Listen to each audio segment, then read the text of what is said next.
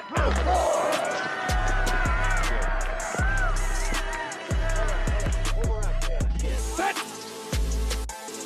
4, 3, 1.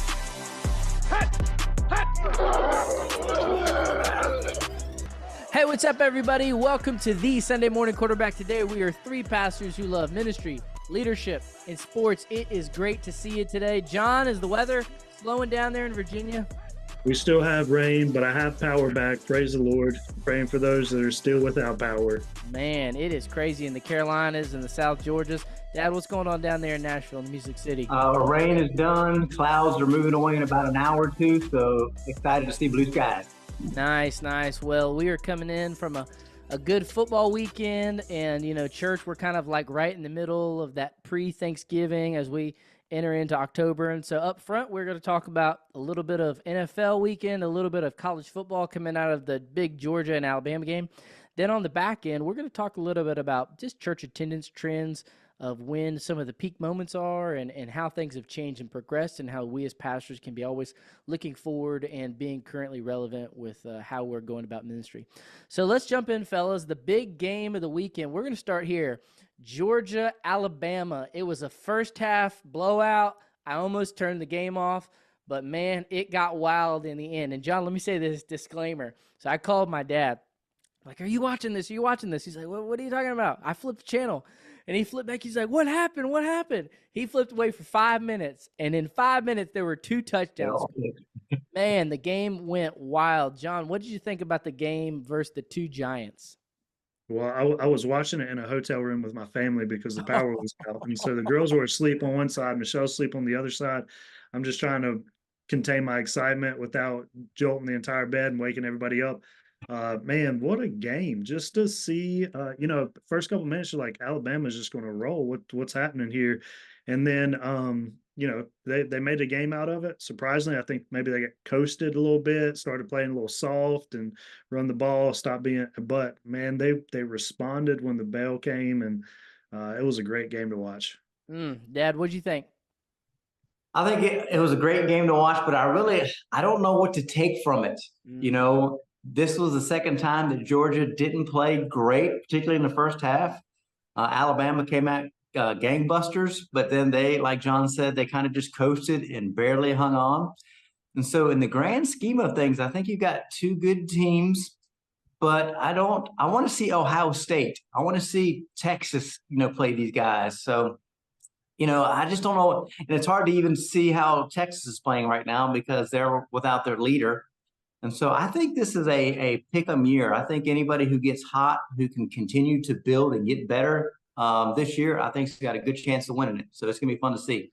Yeah, I think a few things in the first half. You started to see, okay, Kalen DeBoer's system coming from that Washington system was really helping Jalen Milroe, and so I think from that perspective, it's helping.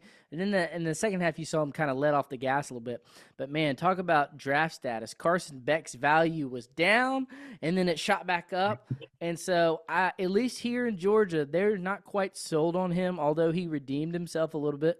But man, let me tell you, Georgia's schedule. So they've got Auburn, they've got Mississippi State, then they've got at Texas, and then they've got at Ole Miss, and then the following week they've got Tennessee. So, I mean, they've got 3 more just tough games. And so in the grand scheme of the playoffs, you have to think, how many can they lose to still get in the playoff? One thought is, too, and I'm not saying this is going to happen, but there's the potential chance that Georgia, Alabama could potentially play 3 times. If both of them were to sneak in the SEC championship, face each other in the playoffs. So very interesting. But, I think Georgia is learning that sustained success that Nick Saban mastered is hard. When you win those championships, you're putting people in the draft year in and year out. Also, you're losing coaches. You're having to retool every year. I think that's tough. But I'm happy for Kalen DeBoer. That way he was able to get that win in front of Saban, in front of the Alabama fans to kind of gain that respect. But, man, Georgia, Kirby Smart, I mean, they've done a great job, but 1-6 against Alabama. That one has to sting. And then for everybody else, it's like, all right, the first year post Nick Saban, and you still couldn't beat him.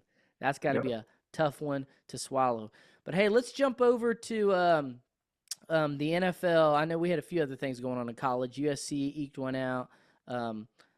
Colorado eked one out. But, man, yesterday was an interesting day in the National Football League. You had some upsets or some fringe teams that are good, but they're 0-2 or 1-2 and having to really fight to kind of stay relevant. John, what stuck out to you yesterday? I was watching haphazardly in between, figuring out power and cleaning out the refrigerator.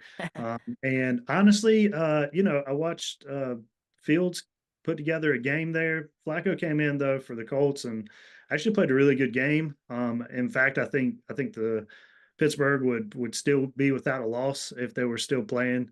Richardson dropping back, and then you got to make Baker Mayfield. Yep. He's sporadic. He's going to have some good games and bad games. But man, when he is playing well, he plays incredibly well. Also, it's great to see him and Tom Brady go back and forth a little bit about who was having fun and who was too serious during the thing. Tom Brady just owns a whole lot of trump cards, and so it's hard to argue on that end. But it was a fun game to watch. Dad, what stuck out? I'm with John, but I'm going to go to the flip side of that game, the Eagles. Yeah. We saw the debacle that is the Eagles last year, and it is beginning to smell there again. So it's going to be interesting to see. I think he and his quarterback are, again, not on the same page. So that can turn around in a quick. And knowing that and seeing that Dallas right now average at best, we'll see if they can tighten some things up, get some things going. But one of the surprises is that Washington team, that Jaden Daniels, dude, that guy is a baller. And so they are turning that thing around quick. They've done it on a great season when Dallas is down and the Eagles are down. And so ultimately, I think it's going to be a real interesting year. Baltimore is finding its groove. Buffalo does what Buffalo does. They are beating everybody, and then they just stink it up. So I really think that it's up for anybody this year. Maybe Minnesota. I'm kind of watching to see how they continue to play. But it's going to be fun to see what happens because it's anybody's game. Yeah, I agree. And just kind of going back through some of these yesterday, I think you're seeing, man, the Falcons are pretty good. They're, playing good against some good teams. You've got the New Orleans Saints kind of coming down to earth a little bit. So are we seeing this new revolutionary thing, or are they just hot with the new system? How about Chicago eking out a win? No, the Rams are struggling, but you're starting to see a little bit of formation there, because I think those coaches are on the hot seat. I was keeping an eye on that Minnesota Green Bay game. You got Jordan Love coming back, put up 389, so he looked good. But, man, Minnesota. Some people have been predicting the downfall of Sam Darnold, but, man, he just continues to look good. And so the question is, as they get into some of these divisional games, how long can he keep it going? And I've always loved that coach, O'Connell, there. Pittsburgh took the loss yesterday. I think you're talking about Flacco. That was interesting. You're starting to see the Jets really sputter, and I think they were on the downside of what everybody thought they could be. Starting to see a little back and forth between Salah and Aaron. Philly, I'll give it Philly. I'm happy to see Philly lose because, we do not like Philly. But I do give them a pass, being that their number one and their number two option are out. Although I think this can be an avenue to help the spiral. Where would they be without Barkley right now? Oh man. Yeah, they'd be bad. Cincinnati, man, John, Andy Dalton, man. I think if you guys would have started him up front, you guys would at least have won 2 games. Yeah, I would say he played a pretty good game, all things considered. I think Burrow had his back up against the wall, and so he definitely wanted to come out and prove some things. It was a tough game, but they were in the game pretty much the entire time, and so you like a competitive team. You don't have a lot of skill players at every spot for the Panthers, and so they're not going to win convincingly like Buffalo or the Ravens, but you can be in a lot more games with a good quarterback. I think he's an average quarterback. I think he's getting the job done. But yeah, man, I think Burrows needed that win. He was on life support over there, so yeah. We'll see how that turns out. Dad, I want to talk about 2 quarterbacks that are young quarterbacks that are showing frustration. One that I've been real intrigued by is the Chargers. They've got Jim Harbaugh. And Harbaugh, he's going to want to set his system up. He's going to win up front. He's going to do power run game. Well, you're starting to see some unhappiness there with Herbert and they're not letting him pass the ball and him slamming the helmet. Obviously they lost and they're out-tooled against the Chiefs, but starting to see a little bit of frustration there. And then the second quarterback that nobody can really figure it out. It's not necessarily just him, but is Jacksonville and Trevor Lawrence. And that whole thing is they dropped to 0-4 yesterday. Really, they should have won that game. They had 2 opportunities to close the game out, and they just couldn't convert on third down. So you're starting to see 2 quarterbacks who have been, projected first ballot Hall of Famers, but have just failed to live up to the expectations. What are your thoughts there? Well, I think it's 2 separate things. One era is ending because I think Jacksonville's coach is on the way out.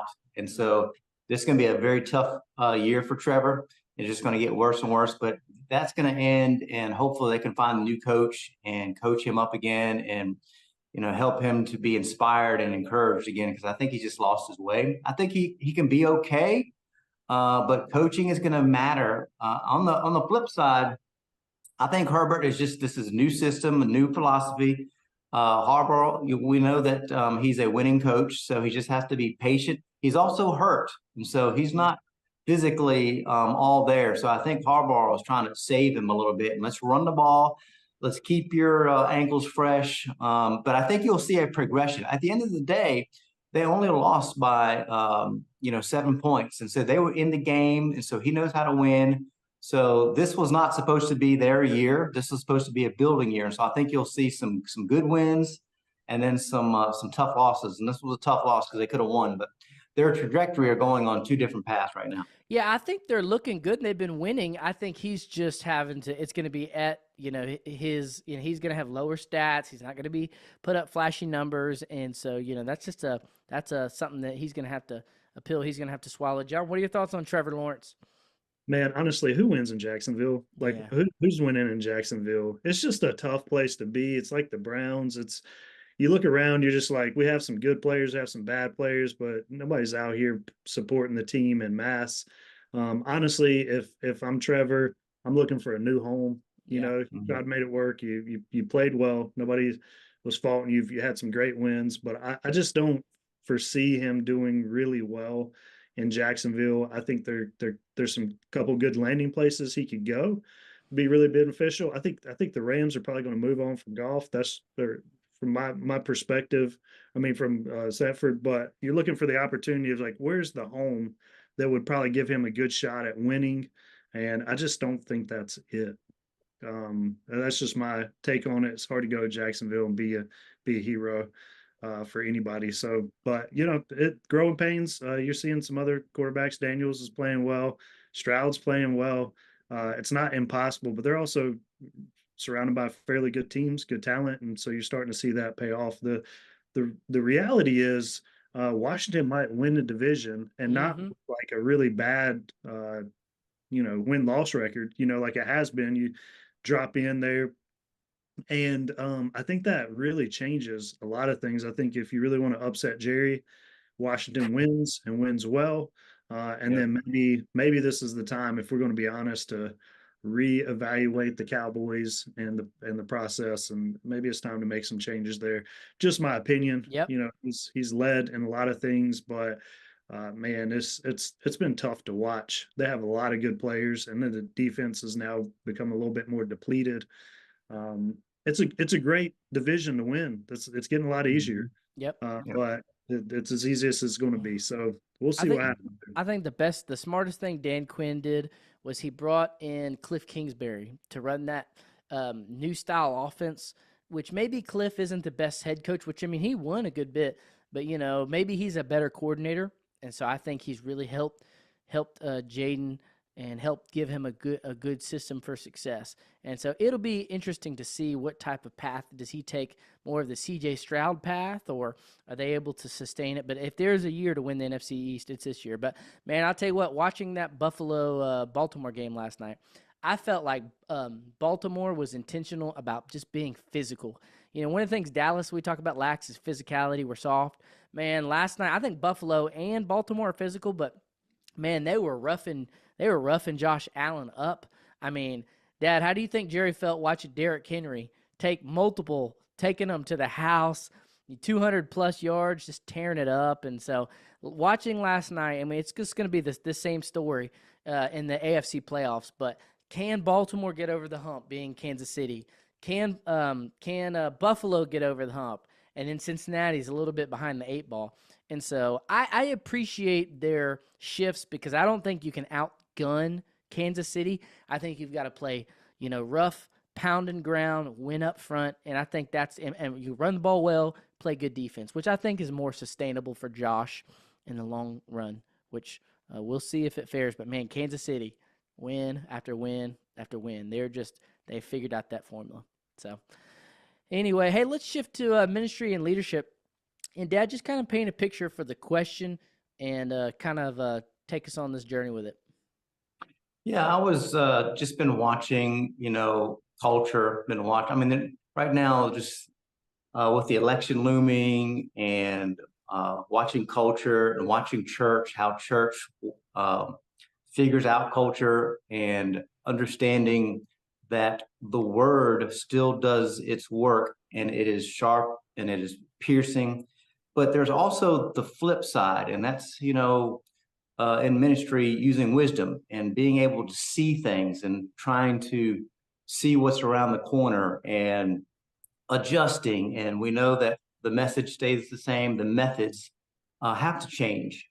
And one of the things that I've noticed just in the last 2 or 3 years is that in the past, we have coined the slogan, the summer slump. Everybody knew what it meant, not just in ministry, but church. And that's when during the summertime, people would go on vacations and the numbers of attendance would drop. Well, what I've noticed in the last 2 or 3 years that the summer slump has really bled into the fall. And so I've kind of been watching this trend, and I've been talking to people, and what it really seems like is during the summertime, people will take a week vacation, and in the past, that's all that they were able to do. And now the trend is, hey, let's take a week vacation in the fall because it's beautiful weather, and let's take long weekends. And so I've noticed that trend on the last 3 years, and I really believe that is a more than a trend. It is now a reality. And so I just thought it was interesting, would be interesting to hear some thoughts on that particular trend, if you see that in your area. And maybe there's some other things that we're beginning to see that would be beneficial for us to be aware of and then begin to adjust. What do you think, John? Yeah, I would say it's definitely the case. I think we're starting to see people take vacations at a different time. I think remote work has also changed some of the environment in which people have flown in and out of church. Knowing that they don't have set office schedules creates a little bit more freedom and mobility, maybe to take more vacation time, but to still log in wherever they're at destination wise and still participate in however that looks like for their family. So I think that's changed Sunday to Sunday, what that looks like. At least in our context, we've seen a lot more sporadic, coming in and coming out. We've also seen online viewership increase as a part of that transitionary fact. I'm not sure as to all the whys, but I would affirm some of that to be true. And we didn't take a huge downturn in summer like maybe historically, but I think that's also geography located. We're in an area that's really nice through the summer. So in the wintertime, people find more reasons to go south and things up here in the mountains. So it probably looks different place to place, but I do think remote work is a big part of that conversation, and people are using their time more effectively. And I also believe that at some level, we're starting to see our culture kind of react against the 60, 70-hour work weeks. And, people are finding more value in being with their family, going and having experiences and things like that, which is kind of dislodged a lot of the rhythmic and rigid scheduling for families, which I think can be a good thing, especially when it comes to overwork. But I think that obviously being together with the saints is necessary, helpful, beneficial, organizing life around that gathering and being attentive to that is helpful. But it definitely looks way different on the landscape. I agree too, because I think, Dad, we've talked about this. I feel like in some ways the summer attendance has gone up, and it's kind of shifted to fall, at least in July, where we'd have a bump back just nationwide in August, where you're starting to see it a little bit now earlier in July. So I think the tension that I'm currently thinking through and feeling through is two things. One, do we make our ministry programming, our ministries, our activities, our what we're calling the church to, do we try to adapt that to make it fit, these new patterns and new habits and rhythms? Or do we just say, hey, this is who we are, this is what we're going to do, and if you're here, great, and if you're not here, that's fine, but we're going to continue doing what we do? Because I think there's a danger in acquiescing too much and leaning too much into that. And then my next thought, as you were talking about that and question is, do we just kind of accept it for what it is and just, hey, we are always going to be here. We're going to be the consistent word, worship, community. Or do we kind of not preach against it? But I think all pastors are having to preach into this, hey, have some healthy margin between faith, family, sports, etc. You see a lot of sports travel and different things like that. Do we kind of hunker down on, hey, you've got to protect this time of faith and Sabbath with your family and with your local church? I could see some pros and cons of not addressing it and not setting an expectation as a church member, as a follower of Christ, but also going too hard into it. So those, I think, practically are the two things that I'm thinking through is, do we adapt or do we just keep giving them steak and potatoes and being who we are? And then how do we speak to this from the pulpit? What do y'all think? Well, I think let me say one thing before we get into that. In regards to these trends that are realities now, 20 years ago, you could have had a true church membership of 150 people, and 100 went to church. That has changed rapidly now, and so you almost have to have, about rather than 150 for 100, it's almost like 250 for 125, because people now are finding that, as long as I go, every other week, or, as long as I go often, I'm okay. And that's interesting, because for the pastor, I think we have to be very careful that we don't judge church by church attendance on Saturday, because we now Sunday? have more. I mean, on Sunday, we have more people that we are. So churches can grow, and it doesn't really feel like that maybe on a Sunday morning. However, the responsibility for the pastor is growing and growing and growing, because you do have people that are coming to church, but they're coming every other week or once every 3 weeks. And so, a lot of times you think, well, what can I do? We're not growing. In reality, you are growing. And then we have to look at, well, how's the unity within the church if you got people that don't know each other because they're missing so much? And so I think it's something for pastors and leadership to understand that, to take a step back and realize, because if not, we will just look at Sunday morning attendance and that's it. And we'll begin to judge ourselves on a particular number.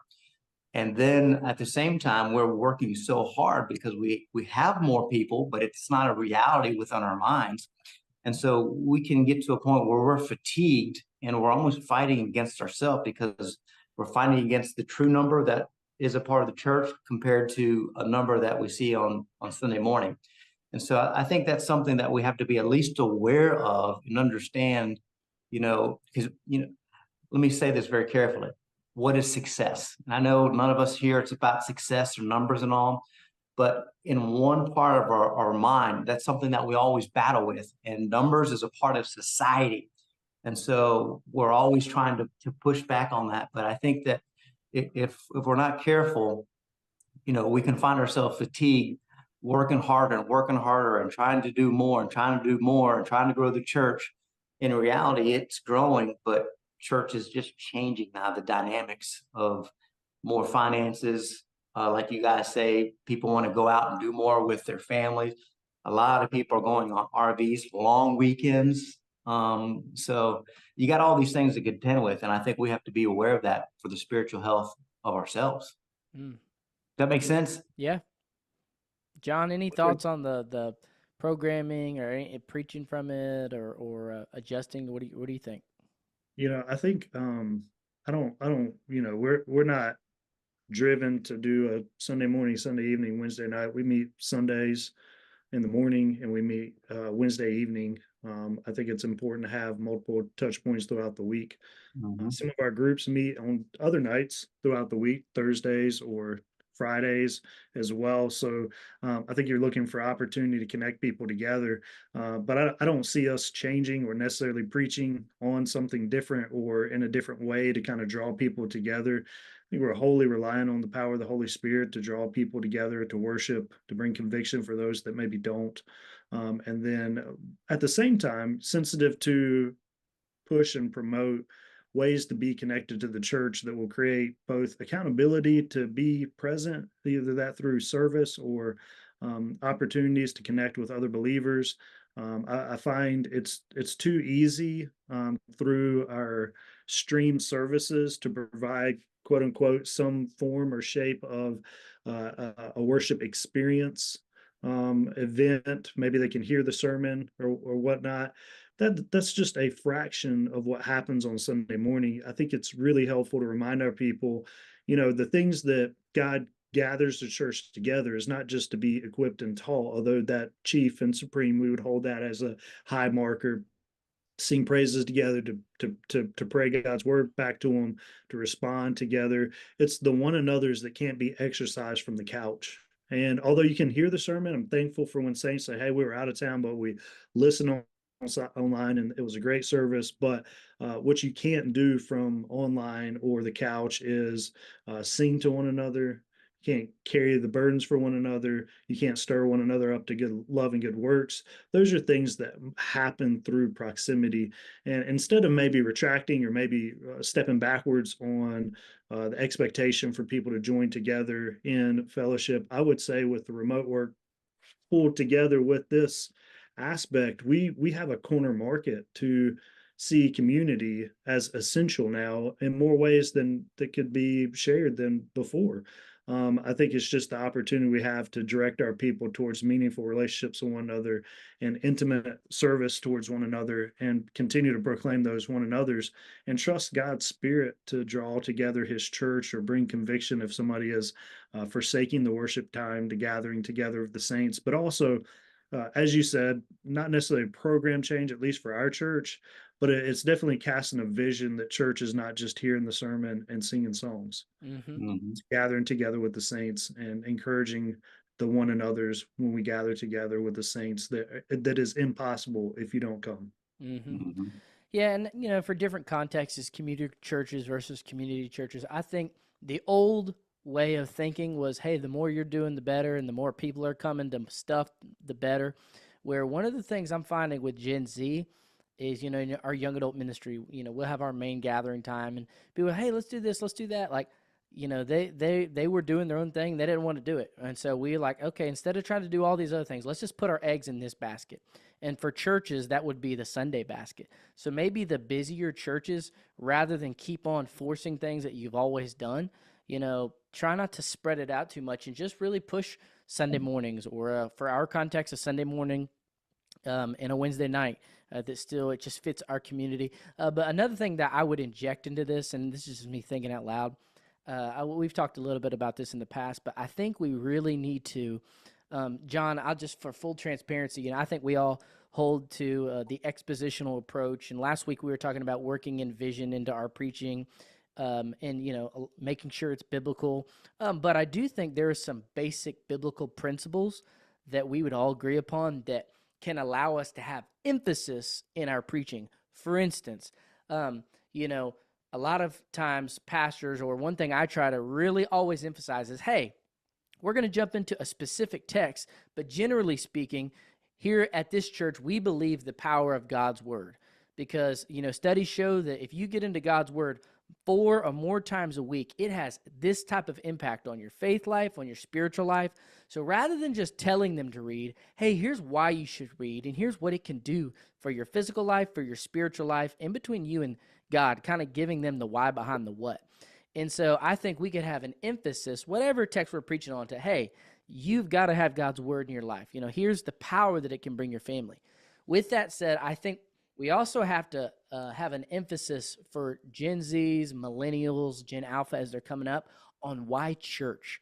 So many of them are with us or boomers or Gen X. It's understood language. Oh, we know why we go to church. And even though millennials or Gen Z might say that they do, I found that a lot of them have a more legalistic approach, a check the box, going to the gym approach. Why should you go to church? Why do you go to church? And it's, for me or for us in our context, it would be coming back to the basics and just, making that vision of the Acts 2. Hey, why do we come to church? To submit under the authority of the word. And hey, if you will consistently commit to submitting you and your family under the word, it will change your life. It'll change your marriage. Hey, if you will, make community a priority, here's how it can affect your life, your marriage, your children. And so making an emphasis on why church is important, to the point where they'll say, yeah, I like going out of town and I like camping, but at the end of the day, the value of those things is not greater than the value of me and my family being at church. And so for me, I think the end goal would be reprogramming how they approach church, how they approach the word, so that they will prioritize faith and church attendance over some of those things in the long run.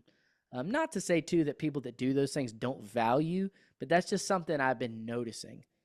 So, And I'd tag in there too that there's some polling research come together that Gen Zers are actually more inclined to attend. If they do attend, they are more consistent than the previous Generation X or millennials, or however you define that category of people. So I think some of the fact is that they're being washed from some of the belief that something out there is going to be just as good or better, looking for authentic community as a pushback against the online constant barrage of information.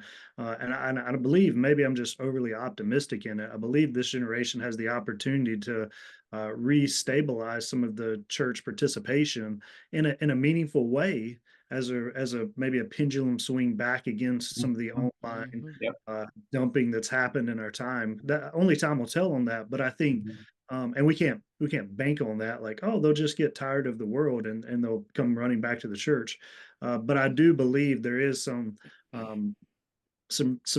fatigue that's happening with social and online everything, whether that be work or other stuff, which I think positions the church in a good place where face-to-face, life-on-life activity is key and necessary and can't be pushed off. No matter how many online pastors churches hire or anything else, there's just the proximity that's necessary for saints to worship and serve together. And so I think we're in a good spot moving ahead. I agree. One more thing, Dad, you can close this out, John, and this will be a conversation for another day. While the one thing, though, that I will say that I think we need to start opening up our mind of the online stuff is how we do discipleship or training or equipping, meaning some of our people that are coming on Sundays and they're coming on Wednesdays, but you ever have that meeting or that training session or that parent forum, and you're like, oh, man, we missed you being in the room. I do think how Gen Z, millennials consume content, we can adapt to. And so whether that be, you start to see a lot of churches kind of shift to more podcast form where they're talking about content from the sermon or parent equipping, or, hey, you don't have to necessarily be in the room to get this, but you can take it to the gym with you and listen on the treadmill. I do think that is some future, not primary, those are secondary things, but I do think there is some value in that. Dad, any final thoughts on this whole topic before we go out? Yeah, I mean, I agree with all that. You look at children's ministry, the way it's done right now, especially the ones that are doing good work, is a little different than the way they did it 30 years ago. And so, again, we started this with the methods and the message. And at the end of the day, it's the message that changes everything. And the methods are for the message. And so we got to remember the word does a great work. And so we got to turn it loose and let it speak on behalf of God and the church, and people will be saved from it. Yep. Same message, different methods. That applies to sports and to church. All right, everybody, have a good day. We'll see you next week.